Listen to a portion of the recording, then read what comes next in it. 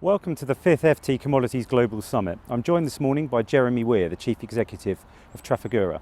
Jeremy, welcome. Morning. Now, 2015 was a very good year for oil traders. Indeed, your oil trading business had excellent results. You're now moving more than 3 million barrels a day around the world. Can you tell us a bit about how 2016 started and what the outlook is like? Look, 2016 has started very strongly from a trading perspective. Our year end is actually in September, but first quarter or last quarter of 2015 and first quarter of 2016 calendar years have been very strong years for periods for trading. We've had good structure of market and most importantly good volatility. So for our market, despite the low price regime that we have, volatility is key for ensuring we have decent revenues and good trading conditions. Okay, and another question about 2016. What's your focus going to be in the year ahead? The year ahead is to focus on ensuring our margins are maintained in our business. They are razor thin, and we've got to ensure that they are maintained, and we can still ensure that we have decent revenues. We've also got to ensure that we focus on credit. We have got difficult environments for some of the producers and the general market, so therefore we're focusing very much on that.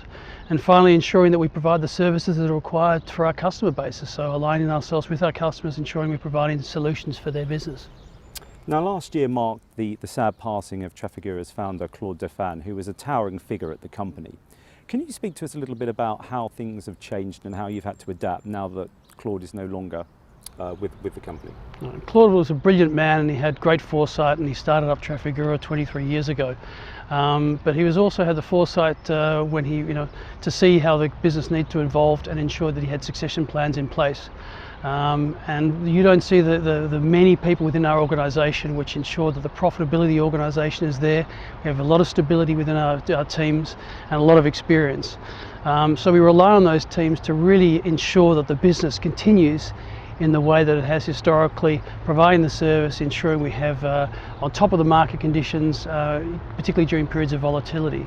So again, the changes actually aren't that great because it's just purely continuation of what he set up initially through the business.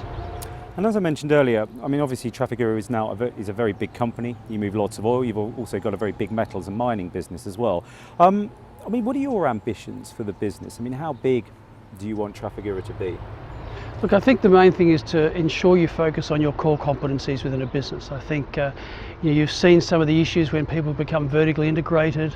If they expand into markets which they haven't got a competency in, it can be problematic. So for us, we think there's a lot of upside in our business, still in the areas that we deal in the minerals and metals, oil and energy space. Focusing on that, providing logistics around that. So we've had some capital expenditure in those areas. We will continue to invest. And finally, ensuring you can provide the financial service and then logistical services for your customer to expand on your market share. Okay, and now, I mean, obviously in the past year we've seen a big downturn in commodity prices. This has caused some alarm in financial markets, with regulators, central banks.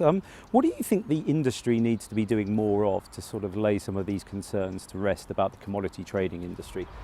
I think you're probably alluding to more of those companies which are vertically integrated. We as a company are fairly price agnostic. We hedge everything, so therefore we have, as a result of that, we have access to adequate financing lines in our business, and we have, if you like, stable revenue despite whatever the price is.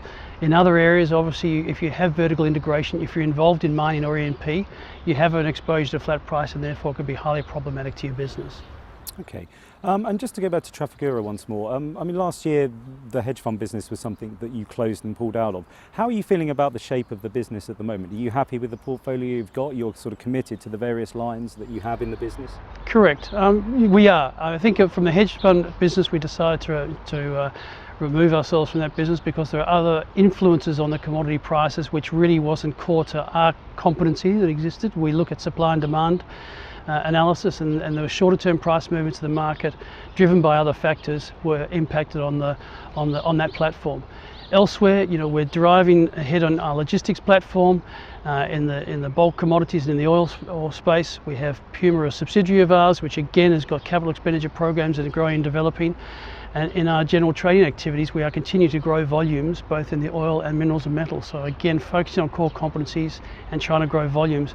I think also, we have fine margin in our business, so developing our talent and also spending a lot on IT, that is absolutely key for the success to ensure that we can monitor our business and keep in control of our exposures.